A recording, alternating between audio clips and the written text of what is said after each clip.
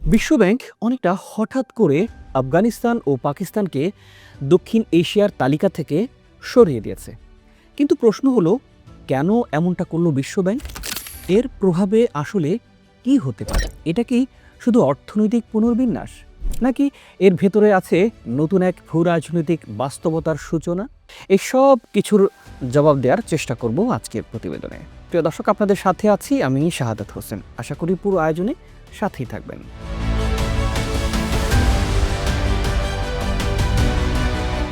দক্ষিণ এশিয়ার মানচিত্রে নীরবে কিন্তু গভীর এক পরিবর্তন ঘটে গেছে। যে পরিবর্তন শুধু প্রশাসনিক কোনো তালিকাই নয়, বরং ভবিষ্যৎ ভূ রাজনীতি, অর্থনীতি এবং আঞ্চলিক শক্তির ভারসাম্যকে নতুনভাবে সংজ্ঞায়িত করতে পারে। একটি সিদ্ধান্ত যা প্রথমে সাধারণ মনে হতে পারে, কিন্তু এর ভেতরে লুকিয়ে আছে বড় কৌশল, বড় বার্তা এবং বড় ভবিষ্যৎ। বিশ্বব্যাংক হঠাৎ করেই আফগানিস্তান ও পাকিস্তানকে দক্ষিণ এশিয়ার তালিকা থেকে সরিয়ে মধ্যপ্রাচ্য ও উত্তর আফ্রিকা অর্থাৎ MENA অঞ্চলের সঙ্গে যুক্ত করেছে। দীর্ঘদিন ধরে দক্ষিণ এশিয়া বলতে বোঝানো হতো একটি নির্দিষ্ট ব্লক, যেখানে ভারত, পাকিস্তান, বাংলাদেশ, শ্রীলঙ্কা, নেপাল, ভুটান এবং আফগানিস্তান ছিল একসঙ্গে। কিন্তু বাস্তবতা অনেক আগেই বদলাতে শুরু করছিল। বিশেষ করে পাকিস্তান ও আফগানিস্তানের ক্ষেত্রে তাদের অর্থনৈতিক সম্পর্ক, বাণিজ্য প্রবাহ, শ্রমবাজার, এমনকি কূটনৈতিক অগ্রাধিকার ধীরে ধীরে দক্ষিণ এশিয়া থেকে সরে গিয়ে মধ্যপ্রাচ্যের দিকেই ঝুঁকতে শুরু করে। বিশ্বব্যাংক সেই বাস্তবতাকেই এখন আনুষ্ঠানিক রূপ দিয়ে দিল। তাদের ভাষায় এটি কোনো ভৌগোলিক সিদ্ধান্ত নয়, বরং ইকোনমিক কানেক্টিভিটি বা অর্থনৈতিক সংযুক্তির ভিত্তিতে নেয়া একটি কৌশলগত পদক্ষেপ। প্রিয় দর্শক, এখন প্রশ্ন হলো, কেন পাকিস্তান? উত্তরটা লুকিয়ে আছে সংখ্যার ভেতরেই। 2025 অর্থবছরে পাকিস্তানের মোট রেমিটেন্স এসেছে প্রায় $38.3 বিলিয়ন।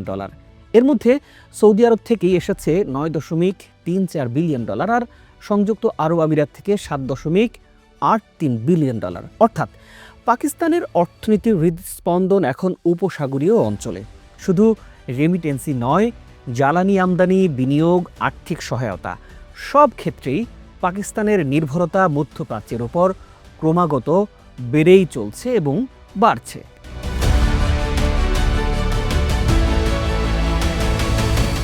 সৌদি আরব এরই মধ্যে পাকিস্তানের কেন্দ্রীয় ব্যাংকে কয়েক বিলিয়ন ডলারের আমানত রেখেছে এবং সেই সহায়তা বাড়ানোরও ঘোষণা দিয়েছে। এই বাস্তবতা বিশ্বব্যাংকের জন্য একটি স্পষ্ট বার্তা। পাকিস্তান আর শুধু দক্ষিণ এশিয়ার দেশ নয়, বরং মধ্যপ্রাচ্য কেন্দ্রিক অর্থনৈতিক বলয়েরই অংশ। অন্যদিকে আফগানিস্তান রাজনৈতিক অস্থিরতা, আন্তর্জাতিক নিষেধাজ্ঞা এবং অর্থনৈতিক বিচ্ছিন্নতার কারণে দেশটি কার্যত দক্ষিণ এশিয়ার অর্থনৈতিক কাঠামো থেকে অনেকটাই বিচ্ছিন্ন হয়ে পড়েছে। বরং তাদের বাণিজ্য ও মানবিক সহায়তার বড় অংশ এখন আসে মধ্যপ্রাচ্য ও আন্তর্জাতিক সংস্থাগুলোর মাধ্যমে। এই বাস্তবতাও বিশ্বব্যাংকের পুনর্বিন্যাসে গুরুত্বপূর্ণ ভূমিকা রেখেছে।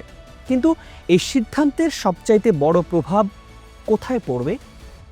প্রথমত, দক্ষিণ এশিয়ার ভেতরে পাকিস্তান ও আফগানিস্তান বাদ পড়ার ফলে দক্ষিণ এশিয়ায় ভারতের প্রভাব আরও স্পষ্টভাবে বেড়ে যাবে।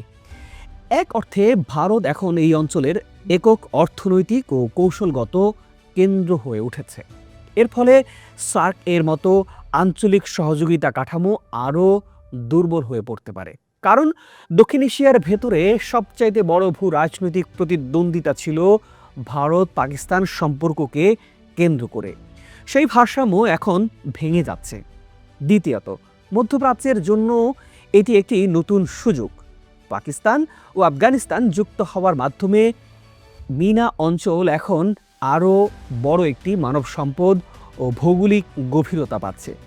বিশেষ করে পাকিস্তানের বিশাল জনশক্তি, যারা ইতিমধ্যে উপসাগরীয় শ্রমবাজারে গুরুত্বপূর্ণ ভূমিকা রাখছে, এখন আরও সংগঠিতভাবে এই অঞ্চলের অর্থনীতির অংশ হতে পারে। এছাড়া চীনের বেল্ট অ্যান্ড রোড ইনিশিয়েটিভ বা BRI এর ক্ষেত্রেও এই পরিবর্তন অত্যন্ত গুরুত্বপূর্ণ। কারণ পাকিস্তানের ভৌগোলিক অবস্থান চীন থেকে আরব সাগর পর্যন্ত একটি করিডোর হিসেবে মধ্যপ্রাচ্যের সঙ্গে সরাসরি সংযোগ তৈরি করে। তবে এই পরিবর্তনের ঝুঁকিও কম নয়। মধ্যপ্রাচ্যের রাজনীতি সবসময়ই অস্থির। তেলের দাম ওঠানামা, আন্তর্জাতিক সংঘাত, ভূরাজনৈতিক প্রতিদ্বন্দ্বিতা, এসবের প্রভাব সরাসরি পড়তে পারে পাকিস্তানের অর্থনীতিতে। অর্থাৎ সুযোগ যেমন বাড়ছে, ঝুঁকিও তেমন বহুগুণে বাড়ছে।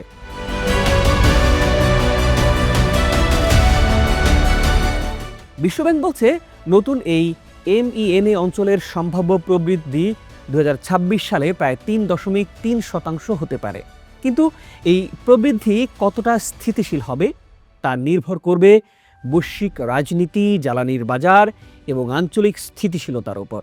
সবশেষ একটি বড় প্রশ্ন থেকেই যায়, এই সিদ্ধান্ত কি কেবল অর্থনৈতিক, নাকি এটি ভবিষ্যতের বিশ্ব মানচিত্রের এক ঝলক, যেখানে অঞ্চলগুলো আর শুধু ভৌগোলিক সীমারেখায় নয়, বরং অর্থনৈতিক প্রবাহ, জ্বালানি নির্ভরতা এবং কৌশলগত সম্পর্কের ভিত্তিতেই নির্ধারিত হবে। দক্ষিণ এশিয়ার জন্য এটি একটি নতুন বাস্তবতা, মধ্যপ্রাচ্যের জন্য এটি একটি নতুন সম্প্রসারণ, আর বিশ্বের জন্য এটি একটি সংকেত যে রাজনীতি বা যে ভূরাজনীতি এখন আর আগের মতো নেই। পরিবর্তন শুরু হয়েছে এবং সেই পরিবর্তনের ঢেউ আগামী দিনে আরও বড় কিছুর ইঙ্গিত দিতে পারে। প্রিয় দর্শক, আজ শেষ করছি। ভালো থাকুন, সুস্থ থাকুন। বিষয়টি নিয়ে আপনার মূল্যবান মতামত জানাতে পারেন আমাদের। আল্লাহ হাফেজ।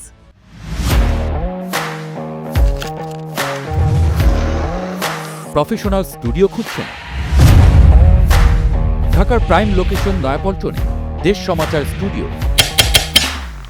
আপনার কন্টেন্ট প্রোডাকশনের নির্ভরযোগ্য ঠিকানা। এখানে পাবেন 4K ক্যামেরায় মাল্টি অ্যাঙ্গেল রেকর্ডিং, আছে গ্রিন ও ব্ল্যাক স্ক্রিন সেটআপ, উন্নত মানের মাইক্রোফোন ও sound proof voice over booth.